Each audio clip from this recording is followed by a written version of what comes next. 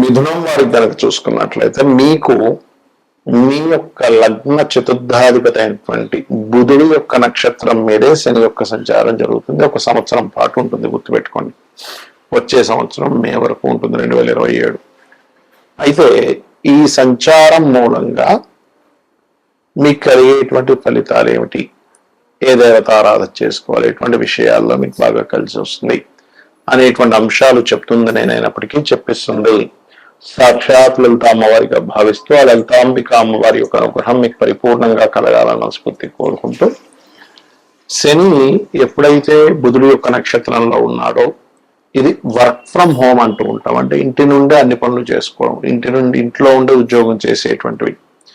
అలాగే ఏదైనా కోర్సు చేయడం, ఆ కోర్సు చేయడం ద్వారా మీ ఉద్యోగ అభివృద్ధి చేసుకుని ఇవాళ రేపు చూడండి అందరూ కూడా ఏఐ నేర్చుకునే దాని మీదకి వెళ్తున్నారు. ఎందుకు అంటే ఫ్యూచర్లో ఏఐ రాకపోతే చాలా ఇబ్బంది పడతాము అనేటువంటి దాంట్లో.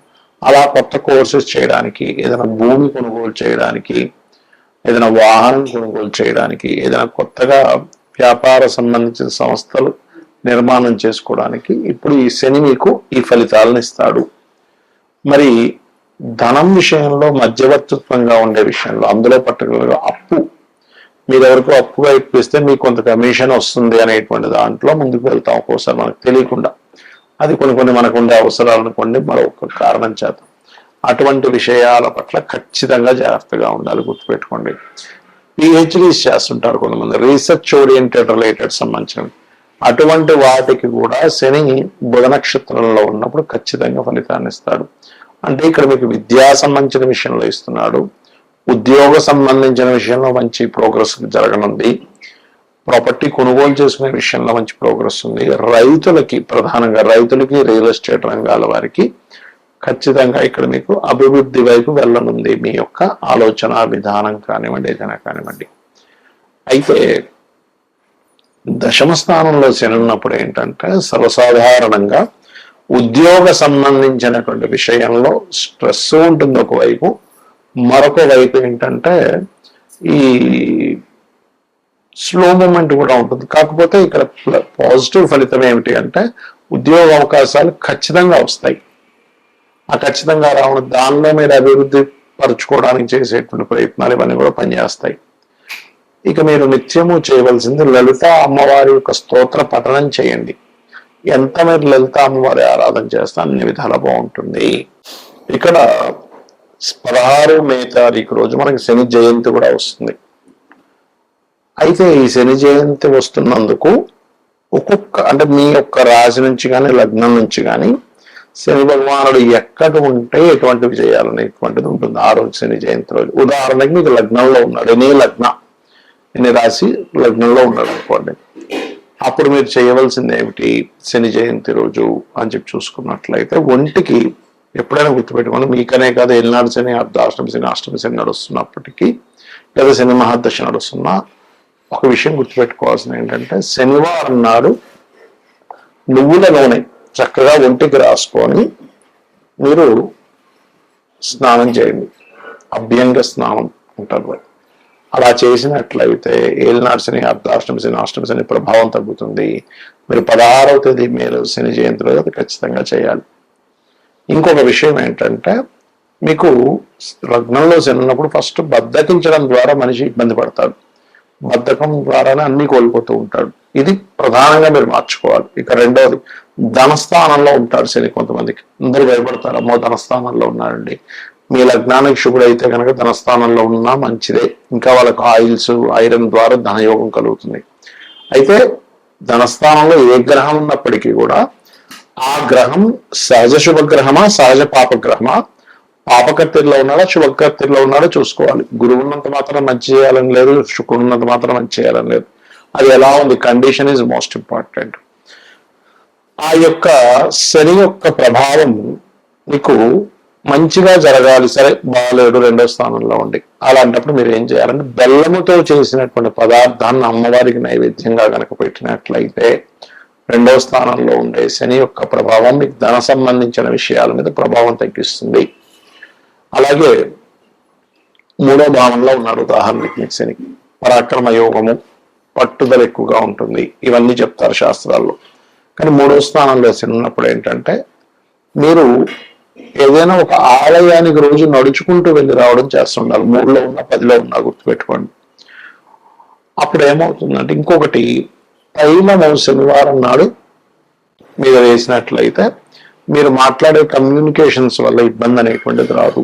అదేవిధంగా శని యొక్క స్తోత్రాన్ని రోజు పఠించాలి. 3వ స్థానంలో ఉంటాయి. నీలాంజన సమావాసం రవిపుత్రం యమాగ్రజం ఛాయామార్తాండ సంభూతం తన్నమామి శనిక్షరం చదవచ్చు. అలాగే 4వ భావంలో ఉన్నాడు. ఇక్కడ చాలా మందికి ఏంటంటే 4లో ఉన్నాడండి, ఏమి కొనకూడదు, ఏమి చేయకూడదు, మనకి విద్యాకారకుడు పాడైపోయాడు అంటారు. కాదు, లాంగ్ టర్మ్ కోర్సెస్ చేయడం ద్వారా కలిసి వస్తుందని అర్థం. లాంగ్ టర్మ్ ఇన్వెస్ట్మెంట్ ద్వారా కలిసి వస్తుందని అర్థం. 4లో ఉన్నా 12లో ఉన్నా గుర్తుపెట్టుకోండి. అయితే 4లో ఉన్నప్పుడు మరి మందబుద్ధి ఇస్తాడు, చదువు మీద కొంచెం ఇబ్బంది ఇస్తాడు అనుకుంటూ ఉంటారు. అది కొంతవరకు అది పాడైతే కొంతవరకు నిజమే, కానీ అన్నిసార్లు అది నిజం అవ్వదు. ఎందుకంటే 4వ అధిపతి బాగుంటే మంచి ఫలితాలు కూడా ఇస్తాడు. అయితే ఇక్కడ తల్లిగారు ఆరోగ్య విషయంలో జాగ్రత్త పడాలి 4లో శని ఉన్నప్పుడు. ఇది ప్రధానంగా గుర్తుపెట్టుకోండి. అలాగే మీరు నల్లటి వస్త్రాలు లేదా నీలం రంగు వస్త్రములు ఎవరికైనా దానంగా ఇస్తూ ఉండండి 4లో శని ఉన్నప్పుడు. ఇక పంచమ శని అనగానే అందరికీ ఏంటంటే మందబుద్ధి, ఆలోచన సరిగా ఉండకపోవడము, లేకపోతే సంతానం ఆలస్యం అనుకుంటారు. అది మీ క్షుభుడైతే ఆలస్యం కాకుండా త్వరగా కూడా ఇస్తాడు. పాప అయితేనే ఆ రకంగా ఆలస్యం జరుగుతూ ఉంటుంది. అలాంటప్పుడు మీరు చేయవలసింది ఏంటంటే దత్తాత్రేయుడికి సంబంధించినటువంటి జయంతి రోజు, లేకపోతే శంకర జయంతుల రోజు మీరు బెల్లముతో చేసిన ఉండలు ఏదైనా పంచడం కానీ, మరియు అదేవిధంగా మీరు ప్రధానంగా కాలభైరవ అష్టకం, కాలభైరవుడికి సంబంధించిన అష్టకం రోజు చదువుకున్నట్లయితే పంచమ శని యొక్క దోషం పోతుంది. ఇక 6వ భావంలో శని ఉన్నాడు, చాలా మంచిది. ఎందుకంటే శత్రు నాశనం అంటారు 6లో శని ఉన్నా కుజుడు ఉన్నా కూడా. కాకపోతే మరి ఈ 6లో ఉన్నాడు కదంటే దీర్ఘ రోగాలు ఏమైనా ఇస్తాడా అంటే, మీరు యోగా చేయడం ద్వారా, మీరు ఫిట్నెస్ ఎక్కువ మెయింటైన్ చేయడం ద్వారా 6వ శని ప్రభావం తగ్గుతుంది. ఇక 7వ భావంలో శని.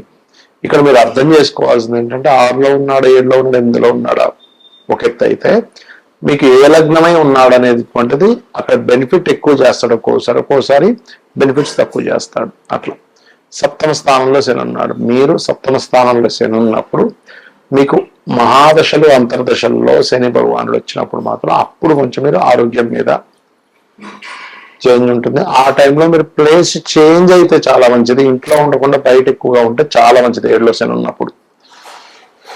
అష్టమ శని దీర్ఘాయుష్యనిస్తాడు, చాలా కాలం బతుకుతారు అష్టమ శని ఉండేటువంటి వాళ్ళు.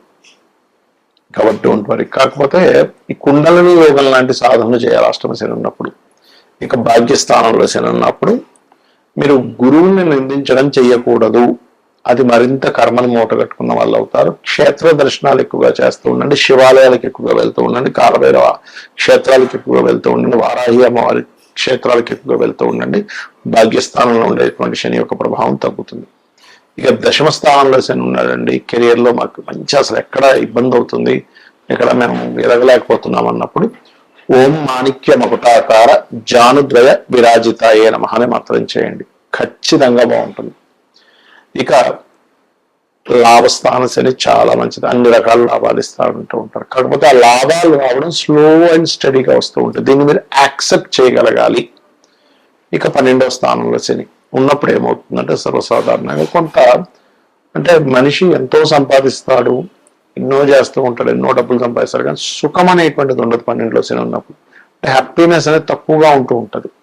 ఆ మహాదశలు నడిచేటప్పుడు కొంచెం ఏంటోనండి సుఖపడలేకపోతున్నాము, చాలా డబ్బులు సంపాదిస్తున్నాం కానీ హ్యాపీనెస్ లేదంటారు, చాలా సంపాదిస్తున్నాం కంఫర్ట్ లేదంటూ ఉంటారు. ఎందుకంటే ఇక్కడ మీకు ఈ కంఫర్ట్నెస్ తగ్గిస్తూ ఉంటాడు. దాన్ని మీరు యాక్సెప్ట్ చేయగలగాలి. సేవలు ఎక్కువగా చేయాలి 12లో శని ఉన్నప్పుడు. అంటే ఒక వృద్ధాశ్రమానికి వెళ్ళాం అక్కడ ఏదైనా సేవ చేయడం, లేకపోతే అనాథాశ్రమానికి వెళ్ళాం అక్కడ ఏదైనా సేవ చేయడం, గోశాలకు వెళ్ళాం అక్కడ ఏదైనా సేవ చేయడం, ఒక హాస్పిటల్కి వెళ్ళాం అక్కడ ఉన్న వాళ్ళకి ఏదైనా పంచిపెట్టడం. మీరు ఎంత సేవలు చేస్తూ ఉంటే 12లో శని ఉన్నప్పుడు అంత బాగుంటుంది. లాంగ్ టర్మ్ ఇన్వెస్ట్మెంట్స్ ఎక్కువగా చేస్తూ ఉండండి. బెల్లముతో చేసినటువంటి పదార్థాన్ని ఏదైనా పంచి పెడుతూ ఉండండి, చిన్నపిల్లలకు కావచ్చు, వృద్ధులకు కావచ్చు, వీళ్ళకి ఖచ్చితంగా దాని యొక్క ప్రభావం అనేటువంటి తగ్గుతుంది. ఇక శని జయంతి రోజు 16వ తేదీ మే రోజు మీరు శనీశ్వరుడికి తైలాభిషేకము, నువ్వులు దానంగా ఇవ్వడము, గోసేవ చేయడము, ఇవి ప్రధానంగా చేయాలి. శని డిసిప్లిన్ కారకుడు, ధర్మబద్ధంగా ఉండడానికి కారకుడు.